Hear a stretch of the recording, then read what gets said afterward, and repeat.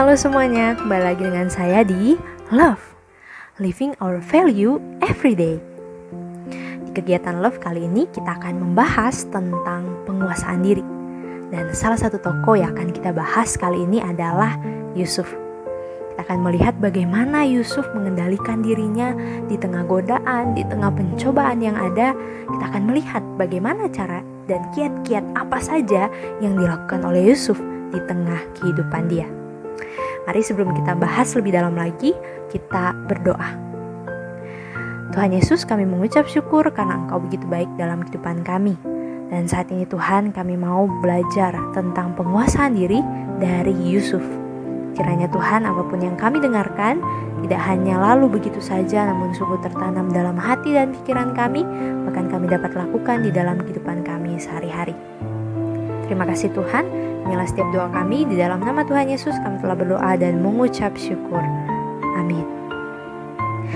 Sebelum kita lebih dalam membahas tentang Yusuf, kita akan membahas tentang kisahnya di dalam Kejadian 39 ayat yang pertama hingga ayat yang ke-23. Kejadian 39 ayat yang pertama sampai yang ke-23. Kita akan membahas tentang, kita akan melihat kisah dari Yusuf di rumah Potifar. Yusuf di rumah Potifar. Adapun Yusuf telah dibawa ke Mesir, dan Potifar, seorang Mesir, pegawai istana Firaun. Mari kita membaca Kejadian 39 ayat 1 sampai 23. Memang agak panjang, tetapi kita harus menyimak dan melihat bagaimana Yusuf menghadapi godaan di rumah Potifar. Yusuf di rumah Potifar. Adapun Yusuf telah dibawa ke Mesir, dan Potifar, seorang Mesir, pegawai istana Firaun, kepala pengawal raja, membeli dia dari tangan orang Ismail yang telah membawa dia ke situ. Tetapi Tuhan menyertai Yusuf, sehingga ia menjadi seorang yang selalu berhasil dalam pekerjaannya. Maka tinggallah ia di rumah tuannya, orang Mesir itu. Setelah dilihat oleh tuannya bahwa Yusuf disertai Tuhan, dan bahwa Tuhan membuat berhasil segala sesuatu yang dikerjakannya, maka Yusuf mendapat kasih tuannya, dan ia boleh melayani dia. Kepada Yusuf diberikannya kuasa atas rumahnya, dan segala miliknya diserahkannya kepada kekuasaan Yusuf.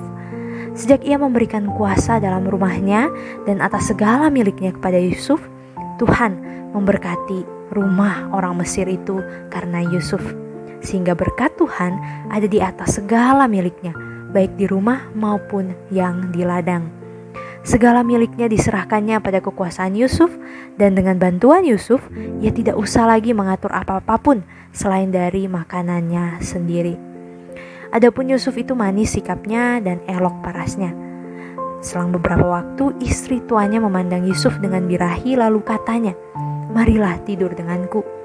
Tetapi Yusuf menolak dan berkata kepada istri tuannya, "Dengan bantuanku, tuanku itu tidak lagi mengatur apa yang ada di rumah ini, dan ia telah menyerahkan segala miliknya kepada kekuasaanku. Bahkan di rumah ini ia tidak lebih besar kuasanya daripadaku, dan tiada yang tidak diserahkannya kepadaku selain daripada engkau, sebab engkau istrinya. Bagaimana mungkin aku melakukan kejahatan yang besar ini dan berbuat dosa terhadap Allah?" Walaupun dari hari ke hari perempuan itu membujuk Yusuf, Yusuf tidak mendengarkan bujukannya untuk tidur di sisinya dan bersetubuh dengan dia. Pada suatu hari masuklah Yusuf ke dalam rumah untuk melakukan pekerjaannya. Sedang dari seisi rumah itu seorang pun tidak ada di rumah. Lalu perempuan itu memegang baju Yusuf sambil berkata, "Marilah tidur denganku." Tetapi Yusuf meninggalkan bajunya di tangan perempuan itu dan lari keluar.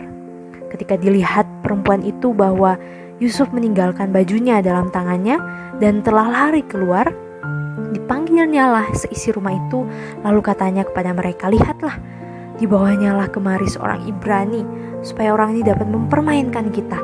Orang ini mendekati aku untuk tidur dengan aku, tapi aku berteriak-teriak dengan suara keras, dan ketika didengarnya bahwa aku berteriak sekeras-kerasnya, ditinggalkannya lah bajunya padaku, lalu ia lari keluar. Juga ditaruhnya baju Yusuf itu di sisinya sampai tuan rumah pulang." Perkataan itu jugalah yang diceritakan perempuan itu kepada Potifar. Katanya, "Hamba orang Ibrani yang kau bawa kemari itu datang kepadaku untuk mempermainkan aku. Tetapi ketika aku berteriak sekeras-kerasnya, ditinggalkannya lah bajunya kepadaku, lalu ia lari keluar. Baru saja didengar oleh tuannya perkataan yang diceritakan istrinya kepadanya, begini begitulah aku diperlakukan oleh hambamu itu. Maka bangkitlah amarahnya. Lalu Yusuf ditangkap oleh tuannya dan dimasukkan ke dalam penjara, tempat tahanan raja dikurung. Demikianlah Yusuf dipenjarakan di sana. Tetapi Tuhan menyertai Yusuf dan melimpahkan kasih setianya kepadanya dan membuat Yusuf kesayangan bagi kepala penjara itu. Sebab itu kepala penjara mempercayakan semua tahanan dalam penjara itu kepada Yusuf, dan segala pekerjaan yang harus dilakukannya di situ dialah yang mengurusnya. Dan kepala penjara tidak mencampuri segala yang dipercayakan kepada Yusuf karena Tuhan menyertai dia, dan apa yang dikerjakannya dibuat Tuhan berhasil. So di dalam kehidupan kita sebagai manusia, kita pasti punya kebutuhan dan juga keinginan. Nah, apa perbedaan itu? Perbedaan kedua hal itu serupa tapi tak sama. Dua-duanya memenuhi hal yang kita inginkan atau hal yang kita butuhkan, tetapi mempunyai efek dan dampak yang berbeda. Kalau kebutuhan itu adalah hal yang kita butuhkan setiap hari, atau yang kalau nggak ada itu mungkin akan sedikit mempengaruhi atau mungkin banyak mempengaruhi kehidupan kita kalau tidak terpenuhi. Tapi kalau keinginan itu adalah hal yang ya kalau nggak sekarang juga ya nggak apa-apa, kalau nggak ada juga ya nggak apa-apa, itu keinginan. Tetapi sebagai manusia yang cenderung hatinya butuh diisi oleh apapun, itu lebih suka memenuhi keinginan hati yang bahkan mungkin gak perlu. Setiap manusia ingin memenuhi hati yang kosong itu dengan keinginan-keinginan. Nah, seperti yang telah kita pelajari dalam Bible class, ketika manusia jatuh dalam dosa, manusia terpisah dengan Allah dan manusia punya lubang di dalam hatinya yang tidak bisa dipuaskan oleh apapun selain oleh kasih Allah. Dan itu terbukti. Dan itu menjadi keinginan yang ingin dipuaskan oleh apapun yang gak akan bisa gitu. Setiap manusia mencoba mengisi itu dengan hal yang dia sukai, hal yang mungkin merugikan dirinya dan lain sebagainya, tetapi tidak bisa terpuaskan, tidak bisa merasa cukup, tidak pernah merasa puas, atau bahkan tidak pernah merasa bersyukur terhadap dirinya, karena ada lubang di dalam hati yang tidak pernah terpuaskan. Dan hal inilah yang menjadi salah satu penyebab kenapa orang susah untuk menahan dirinya melakukan sesuatu yang berlebihan atau mungkin yang merugikan dirinya sendiri. Bahkan biasanya secara tidak sadar ketika mengikuti keinginan hati, hal yang sia-sia itu malah dilakukan dengan berlebihan dan membuang waktu kita. Hal ini juga berlaku terhadap mereka yang ingin memuaskan keinginan mereka dengan hal-hal yang merugikan dirinya, misalnya narkoba, seks bebas, dan lain sebagainya. Hal ini membuat mereka adiktif atau ketergantungan. Bahkan di dalam kehidupan mereka, kalau misalnya orang yang sudah ketergantungan dengan narkoba, itu pasti never be enough. Mereka gak akan pernah bisa merasakan kepuasan yang sejati. Ada kepuasan sementara, hilang lagi, butuh lagi, sakit, dan lain sebagainya. Dan itulah yang dirasakan oleh mereka yang mengutamakan atau memprioritaskan keinginannya lebih daripada kebutuhannya. Bagaimana dengan kita? Bagaimana dengan saya? Bagaimana dengan Anda? Bagaimana dengan kita semua? Apakah kita dalam kehidupan kita sudah melakukan yang kita butuhkan, atau kita tidak bisa menahan diri kita dengan hal yang kita inginkan yang harusnya bisa kita tahan, atau ya kalau nggak sekarang ya nggak apa-apa, tapi nggak tahan keinginan hati itu pengen misalnya belanja online gitu ya, ingin belanja online tapi uang tidak cukup, tapi nggak bisa menahan diri untuk belanja online dan lain sebagainya. Nah, coba kita tanya dalam hati kita, bagaimana dengan kita? Maka kita akan belajar dari Yusuf. Mari kita lihat pribadi Yusuf. Kita melihat konteks dari Yusuf. Dia adalah seorang anak bungsu dari 12 bersaudara sebelum Benyamin lahir ya. dan segala kebutuhan, segala keinginan dia itu terpenuhi oleh ayahnya, karena ayahnya sangat mengasihi dia. Maka karena itu saudara-saudaranya dengki sama dia, akhirnya membuang dia, bahkan menjual dia kepada sebagai budak. Nah, tapi di sini kita melihat walaupun dia dijual, walaupun dia jatuh bangun, dia tetap berhasil dimanapun dia berada. Tadi kita telah membaca tentang kisah Yusuf yang berada di rumahnya Potifar. Berapa kali kalau misalnya kalian memperhatikan, Tuhan menyertai dia, membuat dia berhasil, berkali-kali dikatakan seperti itu. Walaupun dia berada dalam jatuh bangun kehidupannya, dia tetap berhasil karena penyertaannya Tuhan. Nah, lalu ketika dia berada di rumahnya Potifar, akhirnya dia menghadapi yang namanya godaan dari Tante Poti, istilahnya ya, dari istri Potifar. Godaan secara seksual. Nah, godaan yang diberikan oleh sang istri dari Potifar ini tidak hanya dilakukan sekali atau dua kali, tidak hanya dilakukan jarang-jarang, tapi di Alkitab menjelaskan bahwa Potifar, istri Potifar menggoda Yusuf hari demi hari, berkali-kali digoda oleh istri Potifar. Kita bisa melihat bagaimana godaan yang begitu besar menimpa Yusuf. Kita lihat dia adalah seorang yang elok, dia adalah seorang yang ramah mungkin pada setiap orang, makanya istri dari Potifar itu tertarik dan menggoda Yusuf berkali-kali. Nah, tapi selain godaan secara seksual, sebenarnya kalau kita memperhatikan lagi pembacaannya, ada godaan secara kekuasaan secara tidak langsung. Kalau kita lihat ayat yang ke-9, ketika istri dari Potifar menggoda Yusuf, Yusuf tuh berkata seperti ini, di rumah ini tidak lebih besar kuasanya, Potifar tidak lebih besar kuasanya daripada Yusuf, tapi Yusuf tuh hanya satu yang dia gak boleh kuasai, yaitu istrinya Potifar. Nah, dengan istrinya Potifar menggoda Yusuf, yang pastinya Yusuf ingin diposisikan menjadi seseorang yang berkuasa bahkan pada istrinya Potifar. Nah, ini godaan kekuasaan. Dan biasanya kalau misalnya salah, itu godaan laki-laki itu ada 3, harta, tahta, dan wanita. Dan ketiga hal ini yang dialami oleh Yusuf. Harta, kedudukan, tahta, dan juga wanita, istri dari Potifar. Nah, kita melihat ini godaan yang gak mudah. Kalau bisa ada dalam kesempatan kalian bisa tanya ke Mister yang ngajar kalian, Mister, godaannya lelaki itu apa sih? 3 terbesar, harta, tahta, dan wanita. Nah, Yusuf mengalami ketiga-tiganya itu secara bersamaan.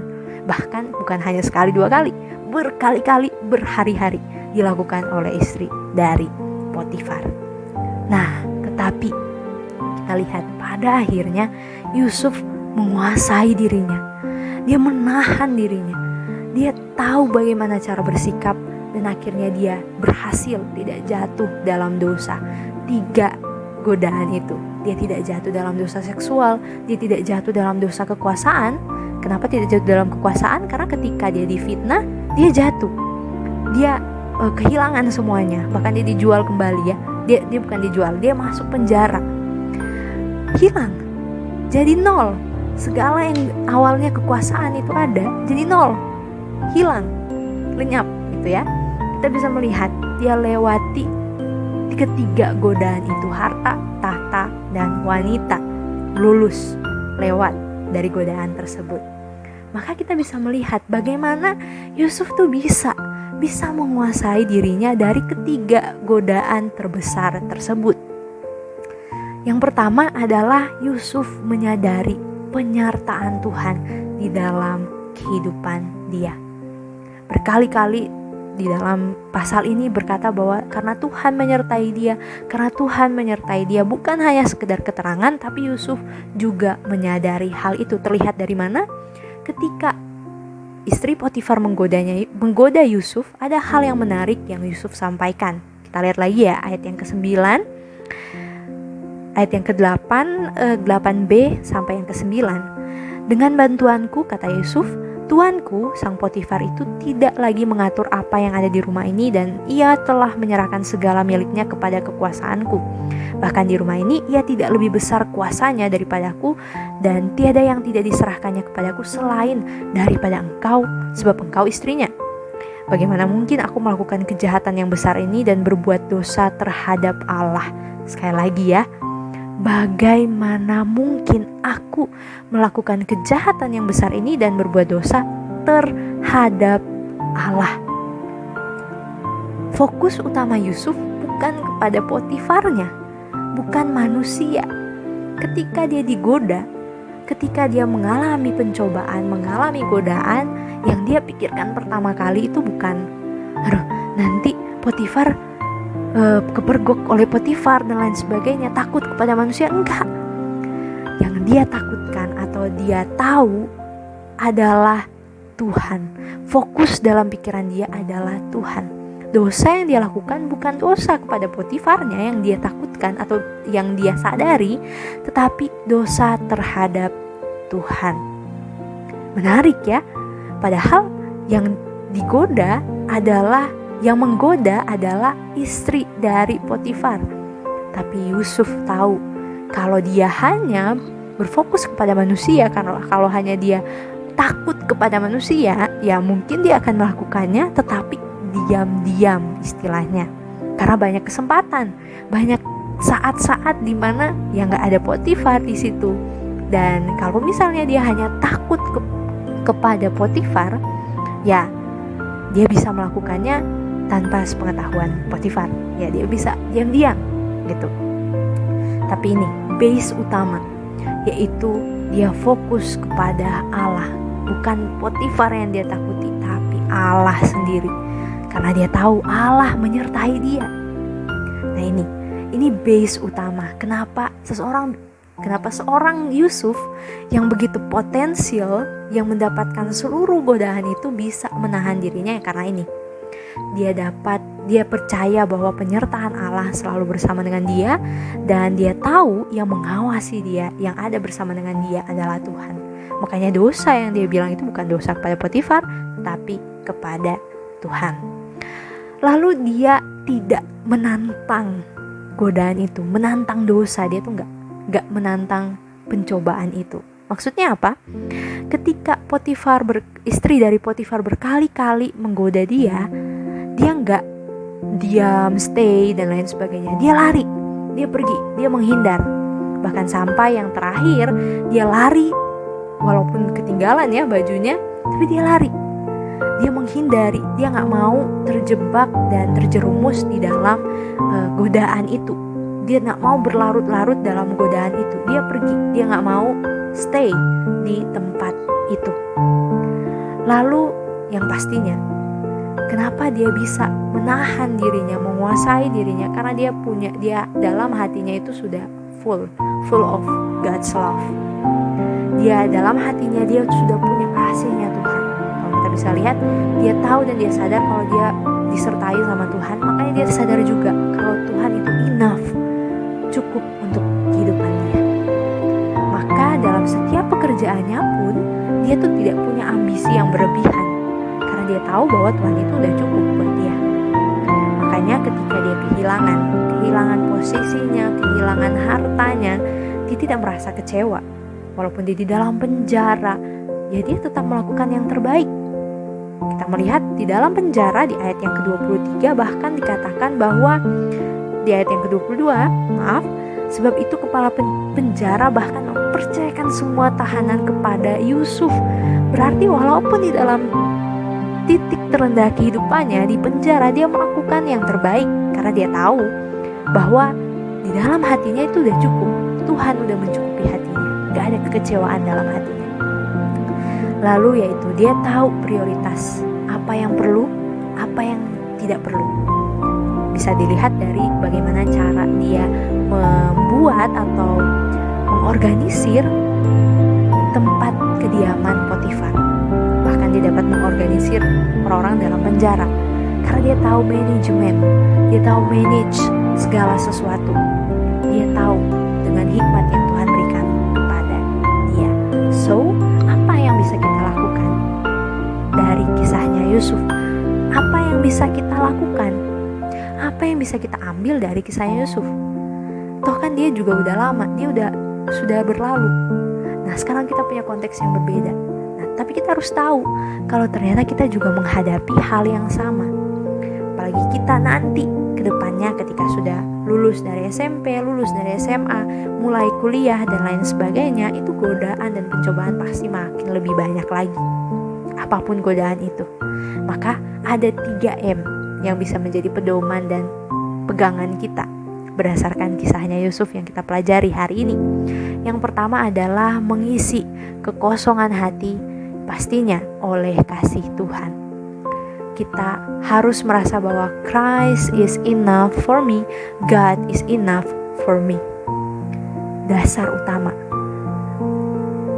Dasar untuk menahan diri adalah kepuasan di dalam hati yang sudah diisi oleh kasih-Nya Tuhan. Lalu yang M yang kedua adalah menentukan prioritas kehidupan kita dan mulai memisahkan, mulai tahu memanajemen kehidupan kita, mana yang butuh, mana yang gak butuh. Mulai menyadari ini saya butuh, ini gak dulu deh gitu. Mulai menentukan prioritas, mana yang penting, mana yang tidak penting. Lalu mulai M yang ketiga, mulai mengatur, manage waktu kita. Memang refreshing perlu, main game perlu untuk kita bisa refreshing, berelasi dengan teman kita lewat game, it's okay gitu, itu perlu. Tetapi jangan berlebihan, jangan melewati batas normal. Ada yang bisa main game sampai 24 jam, ada yang bisa main game sampai berapa belas jam, atau mungkin main game di atas 3 jam, itu gak bagus. Nah, disinilah kita mulai mengatur waktu kita dengan baik. Kalau kita melihat Yusuf, kenapa dia bisa berhasil? Pengaturan, manage waktu dan juga segala sesuatu itu sangat baik yang dia lakukan. Dan dimanapun dia berada, Tuhan menyertai dia dan berhasil dimanapun dia berada. Disinilah kita belajar menahan diri. Penguasaan diri itu dasarnya adalah kepuasan di dalam hati kita bersama dengan Tuhan. Lalu kita bisa menentukan prioritas kita dan juga kita bisa mulai mengatur, memanage segala sesuatu yang kita punya, baik itu apapun yang kita punya ataupun waktu kita. Demikianlah pelajaran hari ini tentang penguasaan diri. Kiranya kita bisa lebih menguasai diri kita dengan 3M tadi. Jangan dilupakan, tetap dipegang, dan kita juga bisa membawa itu dalam kehidupan kita sehari-hari untuk masa depan kita yang lebih baik lagi. Tuhan Yesus memberkati kita sekalian. Mari kita berdoa. Bapa, kami telah mendengarkan dan belajar dari kisah Yusuf tentang menguasai diri kita dengan baik. Dan kiranya Tuhan, Engkau yang menuntun setiap kami agar kami dapat melakukannya dengan baik dan juga bijaksana.